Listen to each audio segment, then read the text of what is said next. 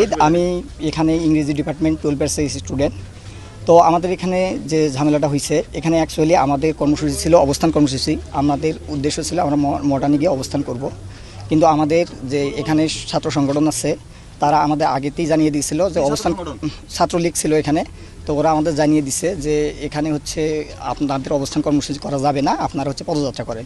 আমরা সেটাতে একমত হয়ে আমরা এখানে পদযাত্রা করার জন্য ইচ্ছুক ছিলাম, কিন্তু তারা পরবর্তীতে আমাদের আরও ফোর্স করে আমাদের যে সবার সাথে কথা ছিল আমরা হচ্ছে পদযাত্রা করে চলে আসব। কিন্তু আমাদের যখন ক্যাম্পাসের গেটে যখন চলে গেছে তখন ছাত্রলীগ সহ বাকি স্যাররা যারা আছে তারা আমাদের হচ্ছে বাধা প্রদান করছে। স্যাররা অ্যাকচুয়ালি যখন সামনে আছে তখন পিছন থেকে এবং তাদের যারা তৃতীয় পক্ষ ছিল তারা স্যারের উপর আক্রমণ করে সেই দায় আমাদের সাধারণ শিক্ষার্থীদের উপর চাপানোর চেষ্টা করছে। এই রকম যে আন্দোলন থাকে সেই আন্দোলনগুলোতে বরাবরই ছাত্র তৃতীয় পক্ষ ঢুকে এবং সাধারণ শিক্ষার্থীদের উপর দায় চাপানোর চেষ্টা করে। তাই আমি আপনাদেরকে নিশ্চিত করতেছি যে এখানে কিছু করে নাই নাকি না, এখানে আমাকে ছাত্রলীগের সভাপতি আমাকে চর থাপ্পড় মারছে।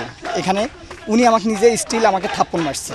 এখানে কথা হচ্ছিল আমাদের এখানে আমরা গত 9 দিন ধরে এখানে আমরা অনুষ্ঠান করতে সমাবেশ করতেছি। এখানে কোনো প্রকার আমাদের সাধারণ শিক্ষার্থী বিশৃঙ্খলা করে নাই, কিন্তু ওনারা আসার কারণেই এই বিশৃঙ্খলা হয়েছে। এই দায়ভার সাধারণ শিক্ষার্থীদের না।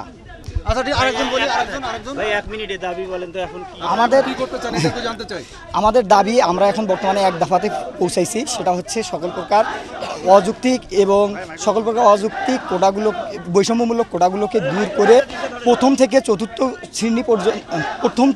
শ্রেণী পর্যন্ত যথাযথ কোটা সংস্কার করা। আর এখানে আমাদের হচ্ছে বিচার বিভাগের সাথে আমাদের কোনো সম্পর্ক নয়, আমাদের সম্পর্ক হচ্ছে নির্বাহী বিভাগের কাছে। কারণ আপনারা জানেন সংবিধানের 29 নম্বর অনুচ্ছেদে বলা হয়েছে সরকারি চাকরির ক্ষেত্রে সকল নাগরিক সমান সুবিধা ভোগ করবে। কিন্তু এখানে আরও আছে যারা অনগ্রসর জনগোষ্ঠী আছে, তাদের জন্য একটা নির্দিষ্ট কোটা ব্যবস্থা থাকবে।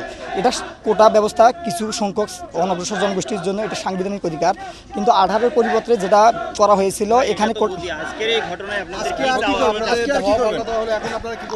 এখানে আমরা সাধারণ শিক্ষার্থীরা আমরা এখানে শঙ্কিত আছি। তো আমরা চাচ্ছি, সাধারণ শিক্ষার্থীরা চাচ্ছি যাতে আমাদের এই ব্যাপারে আমাদের পরবর্তীতে কোনো সমস্যা না হয়। কারণ এখানে যে সমস্যাটি হয়েছিল সেই সমস্যাটি আমরা সাধারণ শিক্ষার্থী দায়ী না। এখানে তৃতীয় পক্ষ ঢোকার কারণে, তারা বাধা দেওয়ার কারণে এই পরিস্থিতি হয়েছিল। সুতরাং আমরা আশঙ্কা প্রকাশ করতেছি। সুতরাং আমাদের আশঙ্কায় সারা বাংলাদেশের শিক্ষার্থীরা একমত প্রকাশ করবে বলে আমি আশা পোষণ করতেছি।